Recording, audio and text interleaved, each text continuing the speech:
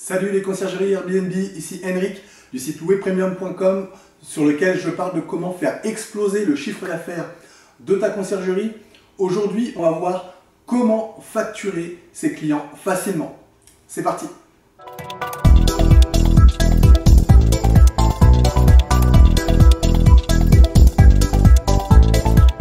Juste avant de commencer, je t'invite à cliquer sur le bouton s'abonner qui se trouve juste en dessous et à activer les notifications afin d'être informé de toutes mes prochaines vidéos sur la conciergerie Airbnb.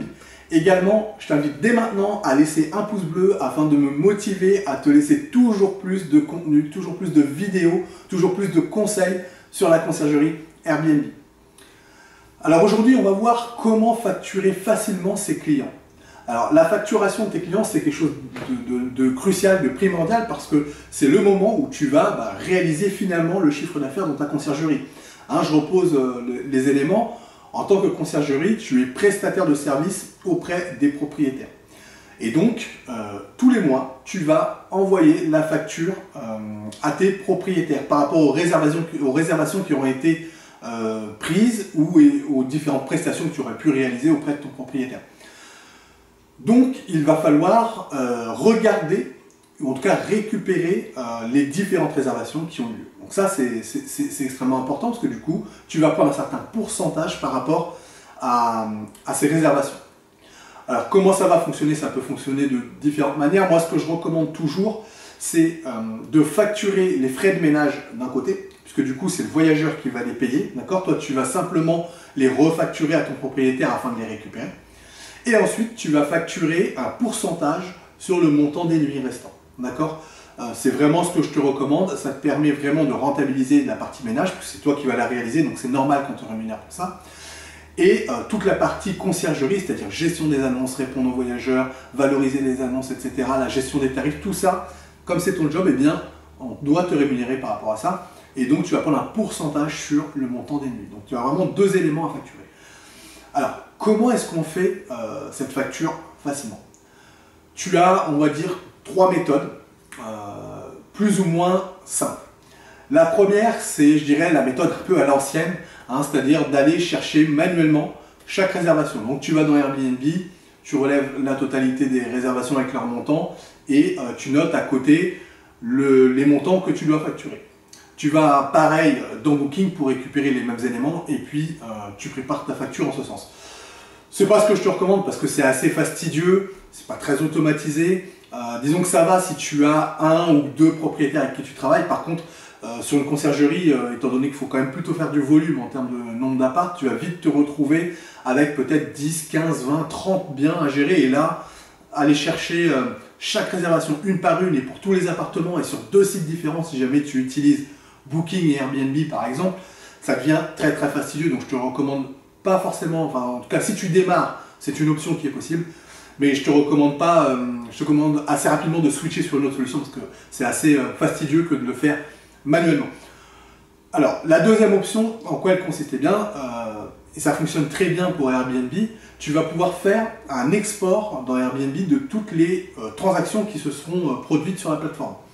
Donc en fait, tu as la possibilité de faire un export de tous les montants qui ont été encaissés et tu vas pouvoir, grâce à cet export Excel, eh bien, en tout cas, préparer ta facture de manière beaucoup plus rapide puisque du coup, tu n'as plus qu'à noter tes frais de ménage et puis à dérouler ton pourcentage sur chacune des réservations et ça va aller déjà quand même beaucoup plus vite. Tu vas pouvoir préparer tes factures et créer tes factures beaucoup plus simplement derrière.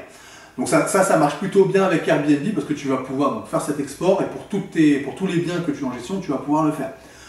Donc c'est une possibilité que je te recommande si tu veux aller, si tu veux aller un peu plus vite que de le faire manuellement. Et bien là, c'est quand même une possibilité de récupérer ça facilement. Alors par contre, dans Booking, ça reste un petit peu plus difficile, mais tu vas pouvoir aussi récupérer tous les éléments. Moi, par contre, ce que je te conseille, c'est la troisième solution. Tu le sais, je te conseille toujours d'avoir un channel manager. Eh bien, il s'agit de faire un export des informations qui viennent de ton channel manager. Alors ça, c'est l'idéal et c'est vraiment ce que je te recommande vraiment à 200%.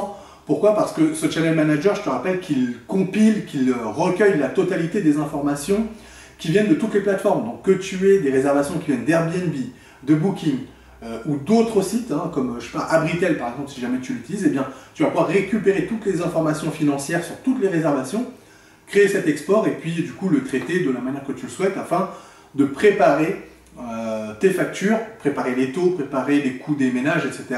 Eh bien, tout ça, tu vas pouvoir l'exporter très facilement grâce à ton Channel Manager. Et puis surtout, ton Channel Manager, en plus de récupérer les réservations qui viennent des plateformes, eh bien, il compile aussi les réservations en direct. Et ça, tu as besoin aussi de les facturer auprès de ton propriétaire. Et plutôt que d'aller les chercher manuellement, eh bien là, dans ton export, tu auras la totalité des réservations. Et ça, pour tous les appartements que tu as en gestion. Donc, c'est vraiment l'idéal. Je te recommande vraiment d'utiliser un manager pour cette raison-là. Même si tu as qu'un seul bien, je te conseille vraiment d'utiliser un channel manager afin de pouvoir facturer facilement tes propriétaires et rapidement, de pouvoir le faire rapidement et sans y passer une journée parce que ça peut être assez chronophage.